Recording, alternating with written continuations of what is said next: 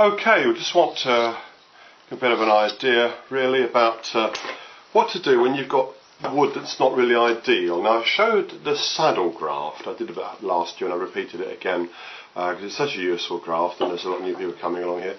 Now here's a nice sound pencil of sign. Well, it's called a pencil simply because it's about the same sort of size and shape as a pencil. Something that's quite as simple as they seem. And this is the sort of wood that you want. It's about sort of 5-6 millimeters thick, nice strong stuff from 1 year's growth. But what if this is all you can get? Because in the real world an awful lot of stuff just doesn't make it to the level of ideal. Okay, so what are you going to do? Now if I'm doing a saddle graft, say I was going to do a saddle graft on here. Okay, we've been through this before. You make a cut sort of like that, maybe. Right, and then you taking great care, not working quick, not working too fast. No, that's not working too fast. You make your cut like this. I'm just doing this very roughly. And you stick the two things together. Okay, that's your saddle graft. I've done that roughly. I'm not going to do that in more detail. I've done it in the other picture. Okay, right, but now let's say you've got a piece of wood that's this sort of diameter, which is maybe the best you can get. So you do your best with that, but the diameter's not so good really for the saddle graft. You want wood of equal diameter. So you try and do that and you think, oh dear, it doesn't look that good. And you put it down one side, obviously it's only going to make one side, it's not going to, the cambium isn't going to touch on both sides. Now you might get away with that, you might sort of fine it down like that a little bit and tie that in nicely, and there's a reasonable chance that you might get away with that, but it's not really ideal. You want similar diameter. So what do you do if the only wood you've got is a different diameter? We use a different graft. Use a different graft. There's more than one graft that you can use. I'm just going to show a nice easy one now, the cleft graft. It's not perfect. It's not as good in my view as the saddle graft, but it may be the best you can do. Again, I cut across here, clean cut straight across, and now here we are. I'm using my number 8 opinel for this. I could use this one, but this one's just a little bit heavier in the blade. You see what I'm doing there? Very often, if you look at the diameter of the wood, it's not perfectly round, but it's maybe a bit oval. Anyway, find a suitable wood in that place. Again, no, I'm locking my thumbs together. I'm not cutting like this, as poor hands can cut enough. I'm just levering down, getting that in a little bit, and then I'm just splitting that. Don't go further than you need to. See where I am with that. Alright, see where I am with that. If I was doing a bigger pit, say here, I might use a heavier knife like this. It's handy to have a number of different. I'm not going to do that right now because I'm taking that for something else. Alright, so I've split this and I'm going to do a cleft graft. So what I'm going to do with the cleft graft, nice long clean cut there.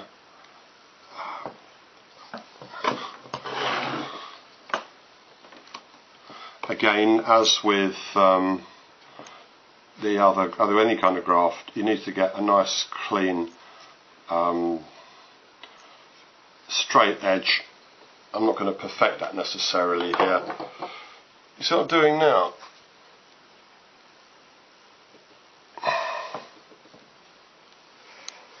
And I just do another one to make my point.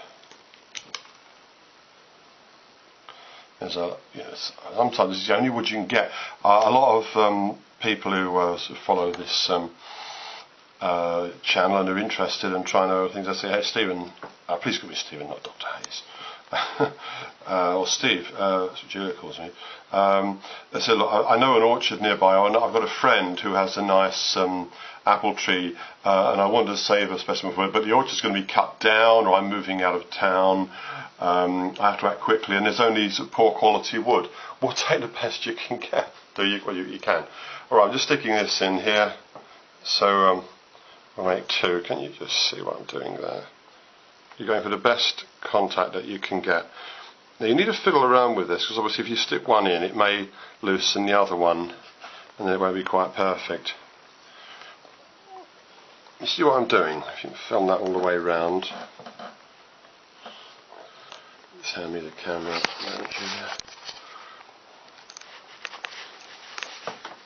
Give you a round the way view of what's going on here. Now this is the tricky bit. You need to make sure you've got good joins all the way around here. This is a double cleft graft. You need to do two. If you're going to do one, if you're going to do a cleft graft, you've got to do two, because otherwise you've got a big hole. You want both of these to grow away. If it becomes clear that they're both growing away very well, you can take the least suitable one and then sneak it out. And obviously there's a little hole there. If I can just hand that back to you. Just going to insert a little bit of wax. Now this is supposed, you're supposed to be able to brush this on. You can only brush it on if it's liquid. Now you can stick this in some hot water. Just take a big mug of hot water and stick that in and it'll melt eventually, or you can stick it in your pocket. But look, it's pretty hard stuff. So you work it. Just think about ice cream straight from the freezer or butter straight from the fridge. Just with a blunt knife like this, and it is okay to use an ordinary kitchen knife, not the very best one. It's, this isn't going to do any harm. It'll come clean out of there. And just work this as you would butter or margarine straight out of the fridge, and just tip it in now, just to fill up the gaps. You don't want gaps, you don't want air spaces. Now with this cleft graft that I've just shown, it is reasonably clear that it's holding itself together under some tension. You'll observe that at this stage there's no binding around this, but look, it's fairly sound. That's because the pressure of this is holding it together. Nevertheless, I will, and that is, by the way, I will put some wrapping around here. That's an advantage of the graft. I tend to begin by just sliding a bit down here in between the two. See roughly how I'm doing this. It's no more difficult than tying up your shoelaces. It really is not. Apart from anything else, this keeps bugs out.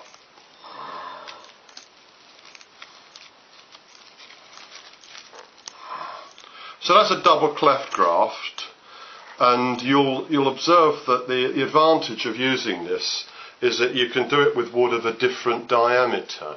You see, you've got this thin look. Well, it's only sort of about 3 millimeters. It's very thin. It's nowhere near as good. Ideally, you'd like to be using material as good as this, but you haven't always got the best material, so you have to make do with what you can. And now I'm just going to, for the sake of argument, just going to show you one more trick, similar trick you can do with somewhat thicker diameter, and this is a rind graft. Can you come behind me, please, Julia? And we'll just have a quick look at a rind graft. I cut this the other day. Right. Okay, we're just going down now and just lift that up carefully. You see what I'm doing there. Carefully lift it up. Create a little bit of a space there. See what I've done? Now let's take our... Now somebody may well say, oh, I know a better way to do it than that. Hey, great. You make a video and I'll link to it willingly. So I've basically slit that down there, and I'll slip it in there. You got me. It's reasonably straightforward, isn't it? But the question is, do you slit this on the other side as well to increase the area, or do you even make a little notch, a little tiny notch there to help it fit better, make a little tiny ledge? Whatever you do, you must make sure that this surface, this live surface, is really smooth. And this is why I'm making this now, me doing this now, so that you can, have a good look and have a good video of it. Sorry, have a look at this video and practice. Okay, that's a rind graft. Same business again. You've obviously got some spaces there that you want to cover over. It's a rind graft. Now I put a video up yesterday, I think, the Somerset Red Streak apple, and how I rind grafted that. That was his technique.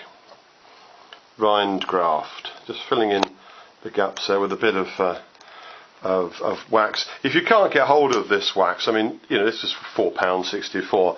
This is enough to last you for many, many years.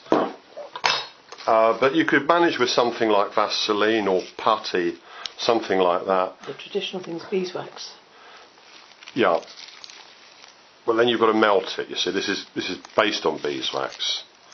That's how I do it. Or possibly another better way might be to. Oops, I made a bit of a mess there. Obviously, if you made a mess like that, you'd have to pull it out and start again. I forget I did that.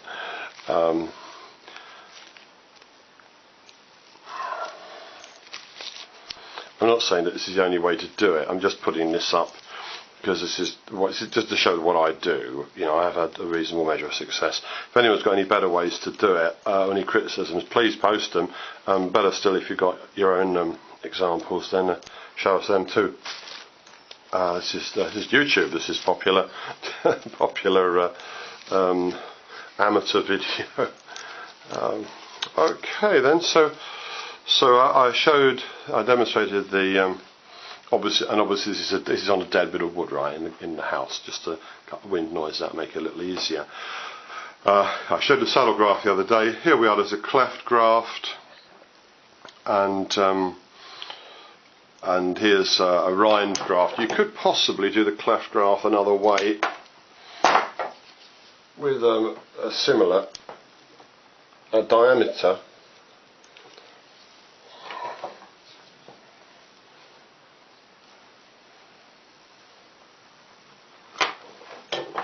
Here's another way of doing it, perhaps. Even though I'm using a slightly larger knife, you can press different stuff into service. Within limits. You got me? So that's just another take. That's another take on the cleft graft. As you can see, that doesn't quite fit. So what I'll probably do maybe is make it a bit narrower, make a more abrupt shoulder just there. Great, get coming towards myself, and yeah, that's another take on the cleft graft, and if you can just film from the side here, you can see through it. As I lash that in, you'll see as I lash in that it's going to pull that in so you get better edge. Now I'm hurrying this a little bit, and this is not perfect. That's just another take on the wedge graft. The principles are all the same. If you get a book like R.J. Garner, there isn't another book like R.J. Garner. There is only R.J. Garner, The Grafter's Handbook. Fantastic book. I've got a signed original first edition, by the way. It's amazing what you find when you've got your eyes open. Sometimes. Then you'll see there's a load of different takes on different grafts. The principles are all roughly the same. The key thing is timing, good sharp edges, cleanliness, and get the edges together. When I say timing, I mean cut the wood when it's deeply dormant, store it appropriately, and then graft it onto live wood in the appropriate season. And there's lots of different little ways of doing it. I mean, you can, for example, I've seen a slightly different version of the saddle graft where you make a really, really long bit like this, for example. I've seen this done, I've even tried it. It's all, as long as you stick to the principles, it's amazing what you can get away with. You see, that's just like a very long tapering bit, and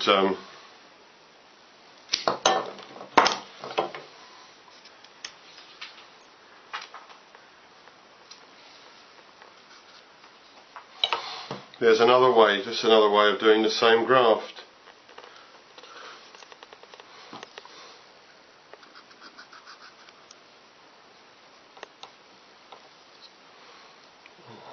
Yeah.